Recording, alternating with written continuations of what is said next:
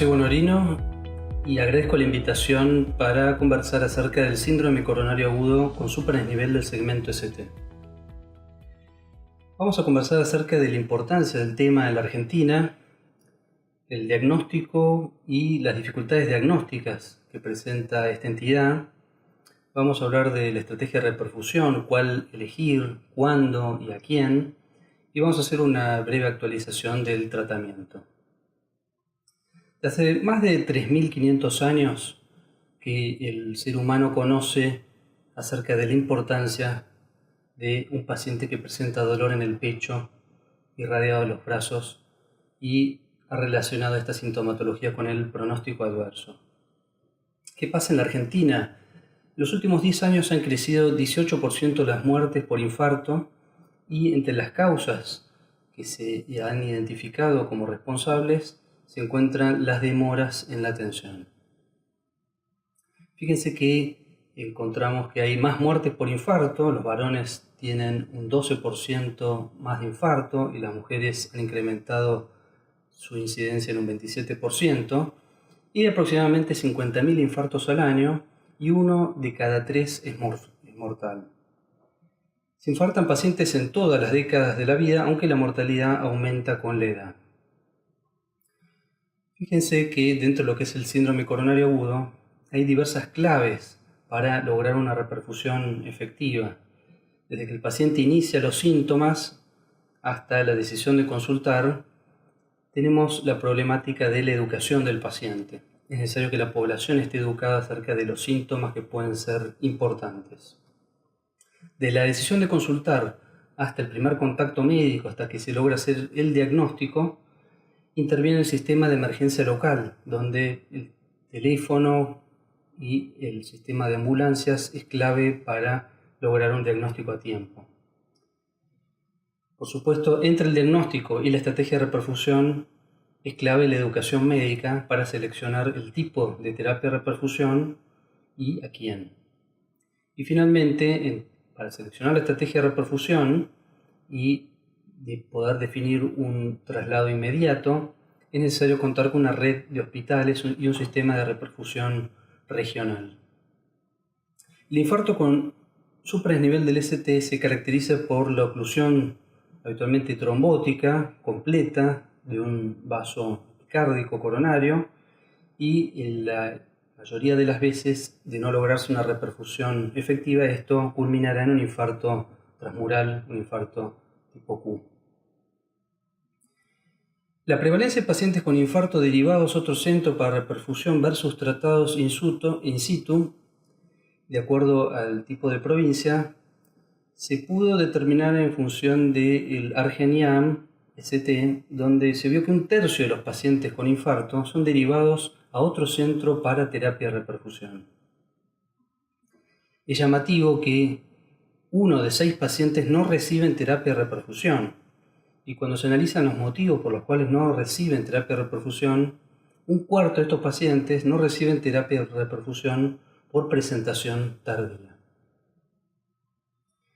Cuando analizamos la prevalencia de terapia de reperfusión en pacientes con infarto según la estrategia de tratamiento, es decir, pacientes que son tratados en el centro al cual acude el paciente versus aquellos que son derivados a otro centro, vemos que los pacientes que son tratados in situ son más reperfundidos. Y asimismo existe un porcentaje de pacientes que llega a más de un 20% que son derivados para trombolíticos. Es decir, que los pacientes pudiendo recibir terapia de reperfusión con fibrinolíticos no los reciben por algún motivo. Si analizamos la prevalencia de angioplastía post-trombolíticos, pacientes tratados in situ versus derivados, vemos que más de 1/3 de los pacientes que reciben fibrinolíticos son derivados para angioplastía, y el 80% de las veces el motivo es una angioplastia de rescate. Por supuesto que la angioplastia primaria es más efectiva para reperfundir y debería ser el primer método en casos seleccionados. Las conclusiones de ese registro, el Argeniam, fueron que los pacientes que son derivados tienen un 35% menos de probabilidad de recibir terapia de reperfusión y por lo tanto una menor calidad en el tratamiento al recibir menos angioplastia primaria. La demora de los pacientes derivados supera 2 horas en el primer centro o traslado. Solo el 25% de los pacientes que recibieron fibrinolíticos tuvieron un tiempo puerta-aguja menor de 30 minutos. Y casi la mitad de los pacientes tratados con angioplastía tuvieron un tiempo puerta-balón menor de 90 minutos. Y solo el 16% de los pacientes recibe trombolíticos antes de la derivación. Entonces, volviendo un poco a la segunda interrogante, que es las dificultades que podemos tener para el diagnóstico, podemos hacer una breve reseña de qué es la angina de pecho. Y bueno, es un síntoma producido por isquemia miocárdica, es un disconfort localizado en los dermatomas C7-D4, que puede ser un disconfort a nivel de la mandíbula, dentadura, cuello, dorso, hombros, epigastrio, y puede asociarse o no a síntomas acompañantes como disnea, sudoración, náuseas, fatigas, bostezos, desasosiego. Un estudio muy interesante a partir del registro Grace fue el de analizar los pacientes que se presentaban con síntomas atípicos y si esto tenía repercusión en el pronóstico. Y se observó que hasta 1 de 10 pacientes con infarto se presentan sin dolor. Habitualmente estos pacientes son subdiagnosticados y por lo tanto subtratados y tienen más mortalidad. Los pacientes con disnea, náuseas y síncope en este registro tuvieron más mortalidad. Por lo tanto, esto refleja que el médico que atiende a un paciente con clínica que podría ser compatible con un síndrome coronario agudo debe tener un alto índice de sospecha. ¿Por qué se produce el infarto? Bueno, principalmente por un desbalance entre lo que es la oferta-demanda de oxígeno. En relación a la demanda, cuando la frecuencia cardíaca está elevada, cuando la presión arterial está elevada, y estos son los mayores determinantes del consumo de oxígeno miocárdico, puede estar aumentada la demanda de oxígeno. Pero a su vez puede estar disminuido el aporte de oxígeno. Y esto puede ser por una falla en la oxigenación de la sangre, ya sea por un trastorno de la hematosis, por una anemia, o también puede tener que ver el estado de la circulación coronaria, el diámetro del tónus del vaso, la circulación colateral que presenta el paciente, el gradiente de perfusión coronario y la frecuencia cardíaca que compromete la duración de la diástole. Cuando uno analiza las etiologías más frecuentes a nivel coronario, vemos que la aterosclerosis y la trombosis coronaria son las más frecuentes, involucran el 90% de las causas. Sin embargo, hay otras entidades, como pueden ser el vasoespasmo, la disección, especialmente hay que pensar en ello en el embarazo, cuando es posesfuerzo, cuando hay un trauma torácico, la embolia, ya sea venosa, con presencia de foramen oval permeable o comunicación interauricular, o cuando haya trombos en cavidades izquierdas, las vasculitis y malformaciones coronarias. ¿Qué hay de nuevo en el infarto? Bueno, fundamentalmente se recomienda el acceso radial por sobre el acceso femoral para la angioplastía, los stents con drogas por sobre los stents convencionales. Se recomienda una revascularización completa prealta, no durante el evento agudo, donde se debería revascularizar el vaso culpable. La enoxaparina tiene similar efectividad que la vivalirudina. Debemos buscar un objetivo de LDL menor del 70%, ya sea con estatinas solas, con el agregado de ezetimibe o de nuevas terapias que estén disponibles. En relación a la revascularización completa en el shock, si bien este es el paradigma vigente, se debe prestar especial atención a intentar revascularizar oclusiones crónicas o angioplastias o realizar angioplastias que sean complejas, bifurcaciones, vasos con malos lechos, porque la prolongación del procedimiento podría llegar a inflamar más al paciente y se ha visto que esto se asocia con mayor falla renal, de manera tal que habría que medir bien esa decisión. Y finalmente, bueno, se ha visto que no hay evidencia a favor de tromboaspirar trombo dentro de las coronarias durante el procedimiento de angioplástica. ¿Cuáles son los criterios cualitativos para asumir que el paciente está cursando un infarto con supranivel del ST? La angina prolongada mayor de 15 minutos que no cede con nitroglicerina y con menos de 12 horas de evolución desde el comienzo de los síntomas, sumado a la elevación del segmento ST mayor o igual de 1 milímetro en 2 o más derivaciones contiguas o relacionadas. También se ha visto que el bloqueo de rama derecha agudo, en el contexto de síndrome coronario agudo, tiene la equivalencia supraesnivel del ST, al igual que el bloqueo de rama izquierda. No todas las magnitudes de supraesnivel del ST tienen el mismo valor, pero al momento de asumir que el paciente está cursando un síndrome coronario agudo supra-ST, incluso pequeñas elevaciones pueden tener jerarquía. Veamos este ejemplo: un varón de 45 años, tabaquista, dislipémico con antecedentes de gastritis, consulta por epigastralgia y náuseas, consulta en otro centro, le dan antiácidos y se lo ve en el domicilio. Uno podría preguntarse si es un supra-ST o un infra-ST. Recuerden que el supra-ST es el que regionaliza y que le da jerarquía al electrocardiograma. En este caso, podemos ver que tiene un supraesnivel del ST en D2, D3 y ABF, y hay un infra-ST B1, B2, B3.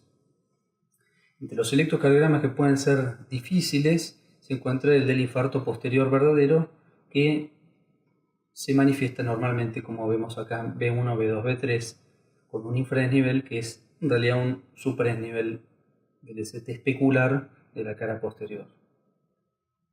Otro electrocardiograma que puede ser difícil de interpretar es el del síndrome preoclusivo, donde habitualmente la presencia de un infradesnivel del ST, que puede o no estar mellado, la curva descendente, se asocia a ondas T picudas, pero no tan picudas como las que suelen verse en la hipercalemia, y esta suele ser el electrocardiograma que antecede el electrocardiograma hiperagudo, con el supraesnivel del ST ya manifiesto.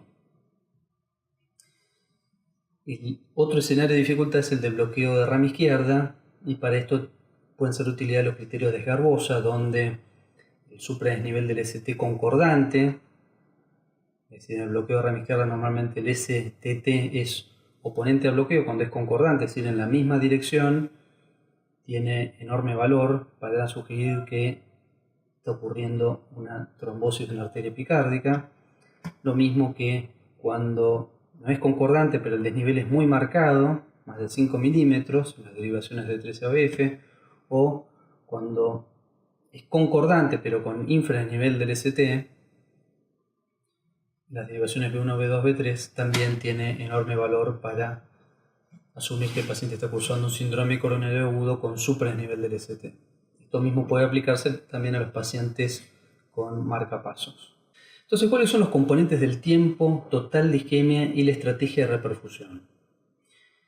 En el primer caso, entonces, el paciente consulta el sistema de emergencias, concurre la ambulancia y en menos de 10 minutos debería ser el diagnóstico de infarto supra-ST. El segundo escenario es el del paciente que concurre a un centro sin capacidad de hemodinamia. Entonces, lo que debe hacerse es medir cuál es el tiempo a la reperfusión. Si el paciente va a demorar menos de 120 minutos, el paciente debería recibir una estrategia de reperfusión por hemodinamia y debería ser derivado a un centro con hemodinamia. En el caso que la demora sea mayor de 120 minutos, debería recibir un tratamiento fibrinolítico antes de los 10 minutos. El tiempo de llegada al centro sin hemodinamia hasta la salida en ambulancia al centro con hemodinamia debería ser menor de 30 minutos.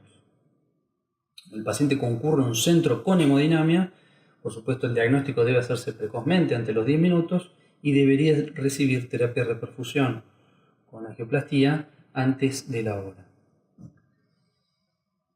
Visto de otra manera, el paciente con diagnóstico de infarto supra-ST, si uno entiende que el tiempo a la angioplastía va a ser menor de 120 minutos, debería recibir una angioplastía primaria y lograrse el tiempo puerta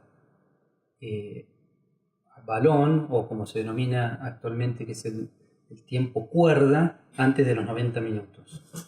En el caso que el paciente vaya a demorar más de 120 minutos, entonces debería recibir tratamiento fibrinolítico y derivarse a un centro con capacidad de hemodinamia. Dentro de la siguiente hora, 90 minutos, debería analizarse si presenta criterios de reperfusión. En caso de no presentarlos, debería recibir una angioplastía de rescate antes de las 2 horas. En el caso del paciente presente igualmente criterios de reperfusión positivos, es razonable igualmente hacerle una coronariografía para intentar estabilizar la placa y efectuar la angioplastia con certeza. Y esto debería hacerse entre las 2 y las 24 horas, no superado el día del evento. Dicho números, entonces el tiempo puerta aguja debería ser menor o igual de 10 minutos. Debe elegirse la angioplastia primaria cuando el tiempo puerta cuerda sea menor de 2 horas, menor de 120 minutos. El tiempo límite para la angioplastia primaria, es decir, el paciente consulta por infarto, ¿hasta cuándo tendríamos tiempo para hacerle una angioplastia que resulte efectiva? Antes de las 48 horas. Es decir, cuando el paciente no ha recibido ninguna terapia de reperfusión y se han superado las 48 horas, es una indicación clase 3 y se ha visto que no hay un beneficio abriéndole la arteria aunque esté ocluida. La angioplastia postfibrinolíticos, no la angioplastia de rescate, sino la angioplastia postfibrinolíticos, incluso con criterio de reperfusión positiva, debería hacerse después de las 2 horas y hasta las 24 horas. ¿Podríamos considerar la angioplastia primaria más allá de las 12 horas del inicio de los síntomas? Y esta respuesta se ha contestado en algunos estudios donde se ha visto que puede considerarse la angioplastia en pacientes que se presentan luego de las 12 horas, pero siempre antes de las 48 horas del inicio de los síntomas. Esto redunda en un mayor miocardio salvado.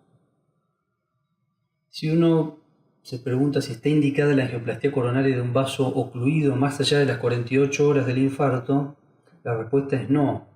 Tanto el OAT como el TOSCA-2 y asimismo pequeños ensayos también han demostrado que la angioplastia primaria rutinaria de un vaso ocluido en pacientes que se presentan más allá de las 48 horas no está indicada y no redunda, no solo que no redunda en un beneficio, sino que incluso podría implicar algún grado de riesgo. Estas son estrategias muy interesantes que tienen que ver con plantearse si la angioplastia primaria directa al vaso culpable del infarto puede efectuarse en el momento o podría hacerse en forma diferida, pero siempre antes de las 48 horas.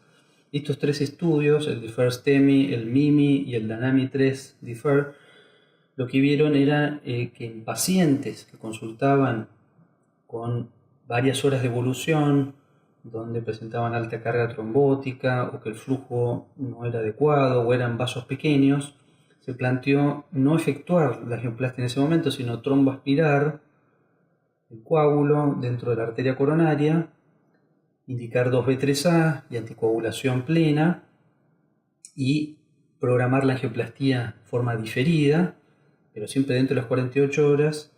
Y esto ha dado resultados controversiales, pero se ha visto que podría incrementar la masa de miocardio salvado. Es una terapia que, podría llegar a considerarse en casos seleccionados donde haya mucha carga trombótica por el riesgo de no reflow. En relación al oxígeno, históricamente se indicaba oxigenoterapia en el infarto, pero en los últimos años han surgido varios estudios donde se ha visto que indicar oxígenos con pacientes con hipoxemia es beneficioso, pero sin embargo cuando los pacientes no tienen hipoxemia puede llegar a ser perjudicial, estaría asociado a riesgo de vasoespasmo, riesgo de infarto recurrente, por lo tanto no está recomendado utilizar oxígeno en pacientes que no desaturan. Si uno se pregunta si la fibrinolisis podría considerarse en pacientes en estadio prehospitalario, hay algunas experiencias, el estudio de STREAM es tal vez el que mejor la representa, y se ha visto que la fibrinolisis prehospitalaria en pacientes que no eran pasibles de angioplastia primaria dentro de la próxima hora versus el traslado para efectuar una angioplastia primaria se asoció a mayor tasa de reperfusión, pero a expensas de un mayor riesgo de sangrado intracraneal. Este estudio tuvo la limitante que utilizó una dosis plena para todos los grupos de pacientes y a mitad del estudio tuvieron que modificar el protocolo y utilizar la mitad de dosis en menores de 75 años, y con esa modificación, con esa enmienda, encontraron que no había mayor riesgo de sangrado intracraneal. Entonces, el abordaje inicial de los pacientes con infarto con supraesnivel del ST debería ser que mientras se realiza el electrocardiograma, deberíamos conectar al paciente a un desfibrilador, colocar el acceso venoso, oxígeno si desatura, y debemos ir decidiendo la estrategia de reperfusión.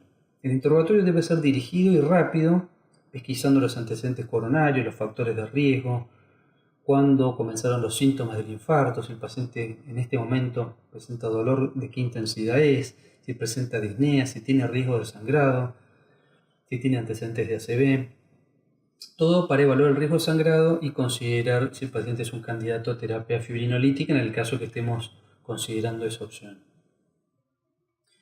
El examen físico debe ser dirigido y rápido también, el ABC, el control de los signos vitales, el estado de conciencia. A veces el paciente está excitado y eso es un signo de bajo gasto. Evaluar la perfusión periférica, evaluar la ingurgitación yugular, si presenta soplo, si presenta rales. En este sentido, la clasificación de Killip y Kimball es de gran utilidad y es sencilla de efectuar.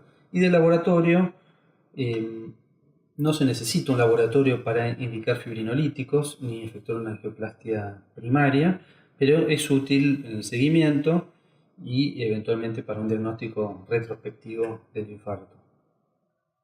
Fíjense que del registro Argenian, como los pacientes de acuerdo a la clasificación de Killip tuvieron menor mortalidad con Killip y Kimball 1 a la mayor mortalidad, llegando casi al 60% con un Killip y Kimball 4 o D.